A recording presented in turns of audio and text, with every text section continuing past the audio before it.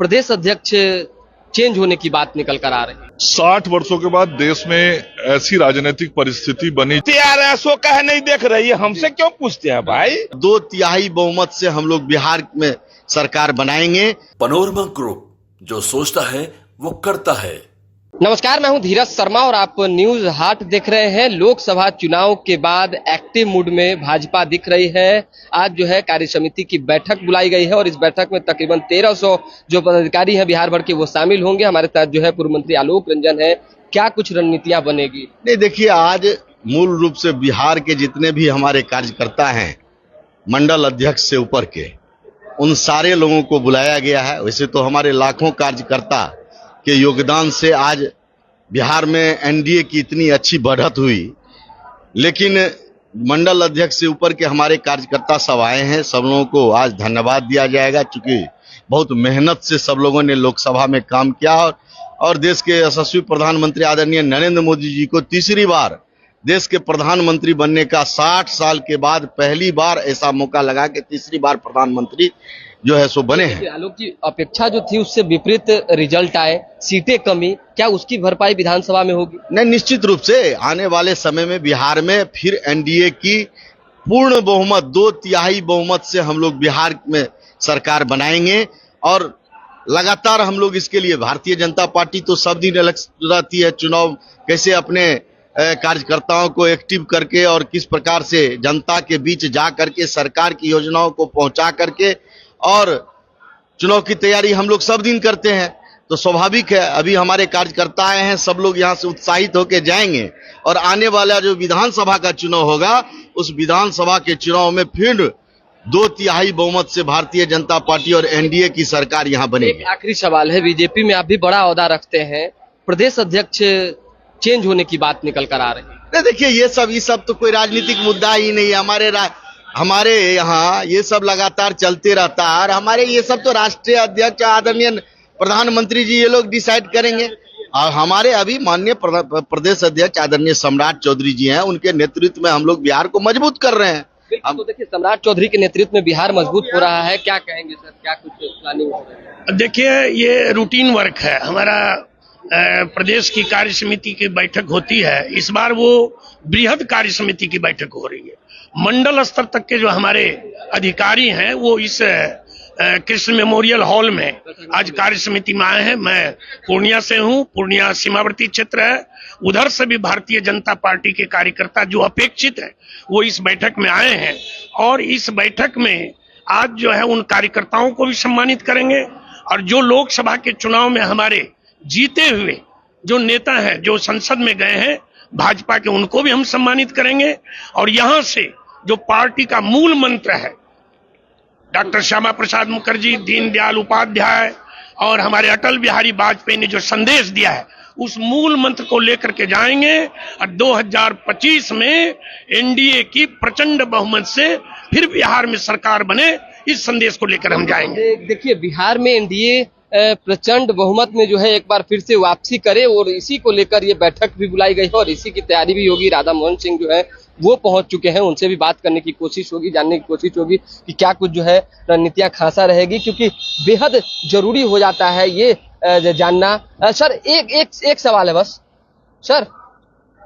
देखिए, राधा मोहन सिंह अभी बैठे हुए हैं, हालांकि वो अभी बाइट दे नहीं पा रहे हैं, मीडिया से बातचीत करने में असहजता दिख रही है, लेकिन फिर भी कहीं ना कहीं जो भी नेता पहुंच रहे हैं वो अपनी अपनी बातें जो है लगातार रख रहे हैं। उन्होंने कई बातें कही है, प्रदेश अध्यक्ष के बदलाव को लेकर भी कई चर्चाएं जो है चली। इस पर आलोक रंजन ने कहा है कि ऐसी कोई बात नहीं हो और ये तमाम चीजें जो है ऊपरी लेवल पे तय होते हैं, यहाँ कुछ भी तय नहीं हो सकता है। बात कैसे एक बार फिर से जो है बिहार में 2025 में जब चुनाव होंगे, चाहे उससे पहले चुनाव होंगे, तो एनडीए की वापसी हो और प्रचंड बहुमत से वापसी हो, बेहतर परफॉर्मेंस हो, ये देखना होगा। मंगल पांडे जी, क्या लगता है कि क्या रणनीतियां, बड़ी बैठक है लोकसभा चुनाव के बाद, कार्य समिति की बैठक बुलाई, किन मुद्दों को लेकर एक खासा क्या रखेगा, क्या खास?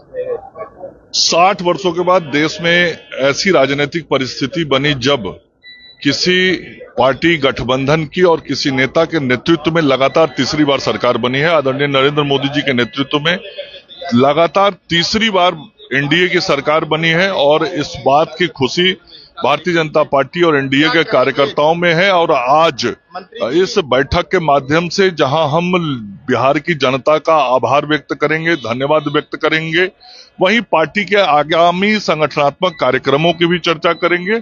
और अगले वर्ष जो विधानसभा के चुनाव होने वाले हैं, उन विधानसभा चुनावों में एक बार फिर से जैसे इस बार के लोकसभा चुनाव में 75% सफलता मिली है, उससे भी अधिक सफलता अगले चुनाव में एनडीए को मिले, इसकी पर चर्चा करेंगे। तो देखिए, आने वाले दिनों में कैसे जो है पार्टी को मजबूती दिलाई जाए, कैसे जो है बेहतर परफॉर्मेंस हो, किस तरह से एक मंच डेवलप हो और कैसे एक बार फिर से सत्ता में वापसी भाजपा और एनडीए करे, इन चीजों को लेकर जो है लगातार जो बैठकें हैं वो चलेंगी और रणनीतियां जो हैं वो बनेंगी। एक एक नेता यही बातें कहते नजर आ रहे हैं। मंगल पांडे बिहार सरकार में स्वास्थ्य मंत्री हैं, उन्होंने भी यही बातें कही है और भी कई नेताओं ने जो है अपनी बातें रखी है। तो अब देखना ये होगा कि जो मूल बातें हैं, जो अहम बातें हैं, जो जरूरी की बातें हैं, वो कब तक निकलकर सामने आ पाती है। क्योंकि कहा जा रहा है कि सबसे ज्यादा भाजपा जो है टेंशन में है, चिंता में है, बेचैनी में है कि आखिर लास्ट जो चुनाव अभी हुए लोकसभा के, उसमें जो लॉस हुए, उस लॉस को कैसे जो है भरपाई की जाए। देखिए हमारे साथ जो है हरी सैनी है, हरी सैनी से भी बात करने की कोशिश करेंगे। लोकसभा चुनाव में आपका नहीं रहा, विधानसभा चुनाव आगे सामने, क्या कहना चाहेंगे? ये तो भारतीय जनता पार्टी में जो लोग मानते हैं कि भारतीय जनता पार्टी के कार्यकर्ता 365 में 365 दिन हम अपने एग्जामिनेशन की तैयारी करते हैं, तो ये तो सब पहले से विधिवत बना हुआ रहता है, उस आधार पर हो रहे हैं प्रदेश कार्यकारिणी की। करेंगे या सेकेंड डिवीजन करेंगे? करते आ रहे हैं, सो कहे नहीं देख रही है, हमसे क्यों पूछते हैं भाई? जो डिवीजन लाते, डिस्टेंशन मार्क्स लेते रहा है, उससे क्यों पूछते हैं जो आप कौन डिवीजन लेंगे? पिछड़ गए हरी जी। आप किसको कहते हैं पिछड़ना? किसको कहते हैं? इसको मत कहिए पिछड़ना। ये क्यों नहीं कहते हैं कि तीसरी बार एक लोगों को तीसरी बार प्रधानमंत्री बनना ये साधारण विषय आपको लग रहा है क्या? बिल्कुल अद्वितीय है।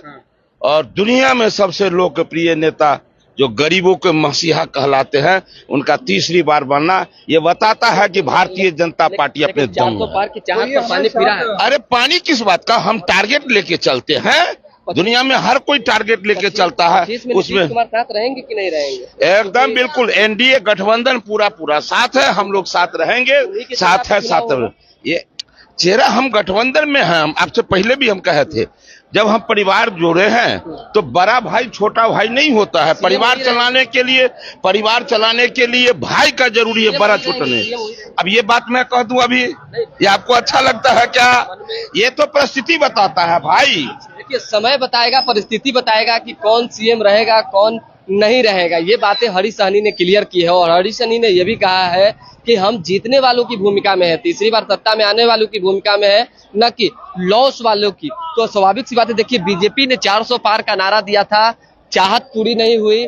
ये जो मलाल है वो जीवन में कम से कम खासकर राजनीतिक जीवन में जो है भाजपा के लिए रहने वाला है। और जो चीजें निकलकर सामने आई कि कई ऐसे राज्य हैं जहां ज्यादा क्षतियां हुई, जैसे उत्तर प्रदेश और बिहार पे ज्यादा फोकस था और इन दोनों राज्यों ने जो है ज्यादा लॉस भाजपा को दिया है। तो इसकी भरपाई कैसे विधानसभा चुनाव में की जाए और आगामी जो चुनाव होंगे उसमें की जाए, इन सभी चीजों पर जो है ध्यान देने की कोशिश बीजेपी करेगी। उपचुनाव में भी बड़ा लॉस जो है बीजेपी को हुआ है और कई सीटें जो है बीजेपी ने हारी है। तो अब देखना ये होगा कि आज की जो बैठक है, इस बैठक से क्या कुछ जो है परिणाम निकल के आते हैं और किस तरह से जो है बीजेपी जमीनी स्तर पर काम करेगी। तो दोबारा भी जुड़ेंगे, फिलहाल अभी के लिए हमें इजाजत। हमारे साथ बने रहे, देखते रहे न्यूज हाट। हर खबर से अपडेट रहने के लिए हमारे चैनल को लाइक कर ले, खबर को शेयर करना।